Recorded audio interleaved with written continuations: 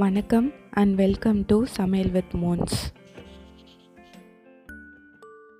வீடியோக்குள்ளே போகிறதுக்கு முன்னாடி சப்ஸ்கிரைப் பண்ணாதவங்க சப்ஸ்கிரைப் பண்ணிக்கோங்க. இன்றைக்கி துவரை பிரியாணி தாங்க பார்க்க போகிறோம்.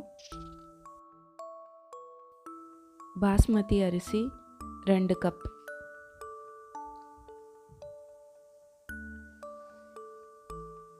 நல்லா கழுவி 15 நிமிஷம் ஊற வச்சுக்கோங்க.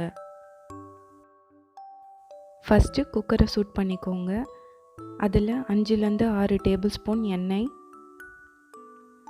பட்டை, லவங்கம், ஏலக்காய், கடல் பாசி சேர்த்துக்கோங்க.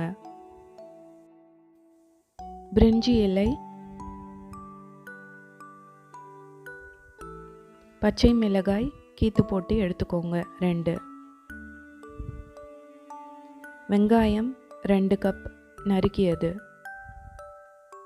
இப்போ இதை நல்லா வதக்கிக்கோங்க.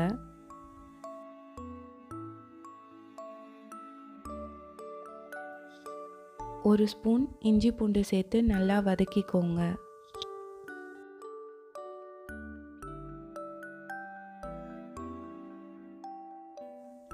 தக்காளி 1 கப் சேர்த்து நல்லா வதக்கிக்கோங்க. தக்காளி நல்லா வதங்கினதுக்கப்புறமா மசாலா பொருட்களை சேர்த்துக்கலாம். சிம்லேயே வச்சுக்கோங்க. மிளகாய்த்தூள் 1 டீஸ்பூன் சேர்த்துக்கோங்க. தனியாத்தூள் 1 டீஸ்பூன், மஞ்சள் தூள் 1/4 டீஸ்பூன் சேர்த்து நல்லா கிளறி விட்டுக்கோங்க. அடுத்து உப்பு 1/2 டேபிள் ஸ்பூன் சேர்த்துக்கோங்க.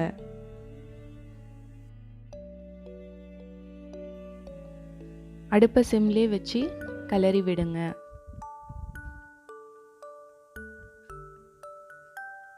இப்போ துவரை சேர்த்துடலாம். துவரை 2 கப் சேர்த்து நல்லா கிளறி விட்டுக்கோங்க.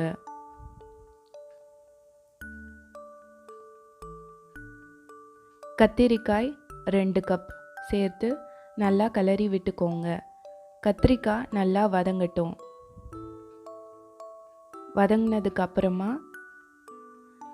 தண்ணீர் 3 கப் சேர்த்துக்கோங்க. அரிசி ஊற வச்ச தண்ணியும் சேர்த்து தாங்க சொல்லியிருக்கேன் 3 கப்புன்னு. இப்போது அரிசியை போட்டுடலாம். ஊற வச்ச அரிசி 2 கப். இப்போது புதினா சேர்த்துக்கலாங்க.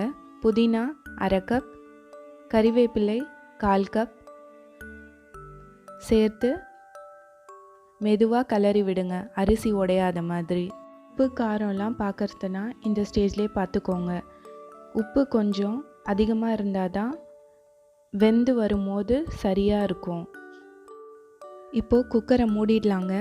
15 நிமிஷம் சிம்மில் வச்சிடுங்க, விசில் வச்சு.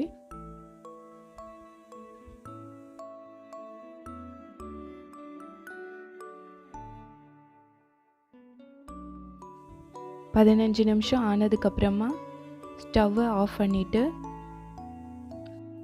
குக்கரை இறக்கி வச்சிடுங்க. குக்கர் விசில் தானாக அடங்கினதுக்கப்புறமா ஓப்பன் பண்ணுங்க.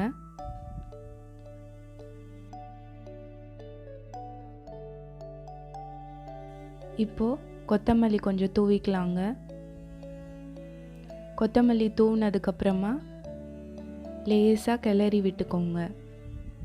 சாதம் நல்லா வெந்திருக்குங்க, ஒன்று ஒட்டாமல். அவ்வளோதாங்க, சூடான துவரை கத்திரிக்காய் பிரியாணி தயார். இந்த ரெசிபியை ட்ரை பண்ணி பாருங்கள். ட்ரை பண்ணிவிட்டு எப்படி வந்ததுன்னு கமெண்ட் பாக்ஸில் கமெண்ட் பண்ணுங்கள். மீண்டும் இன்னொரு ரெசிபியுடன் சந்திக்கலாம். சப்ஸ்கிரைப் பண்ணிக்கோங்க. பக்கத்தில் இருக்க பெல் ஐக்கானை ப்ரெஸ் பண்ணிக்கோங்க. நன்றி.